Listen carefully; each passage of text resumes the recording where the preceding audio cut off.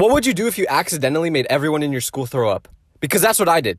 So I was at school one day, and the guy sitting right next to me farted, but he blamed it on me. So everyone laughed at me, and I decided right there that I was gonna get revenge on this kid. And luckily, he was throwing a party at his house that night. So I was trying to think of ways that I could get payback on him. And then it hit me. I'm gonna spray fart spray all around his house, so people think that his house smells like farts. So I got to the party, and everyone was having a great time, and I snuck around the house and sprayed fart spray everywhere. And if you know anything about fart spray, it smells awful. What I thought would happen after I did this is that everyone would think this kid's house smells like farts, and they would start laughing at him like they did to me. But I think I sprayed so much of the fart spray that it literally made people throw up, like everywhere. One person even threw up on the guy's dog. I didn't want that to happen. Honestly though, I only did this because I was insecure. So be proud of your farts.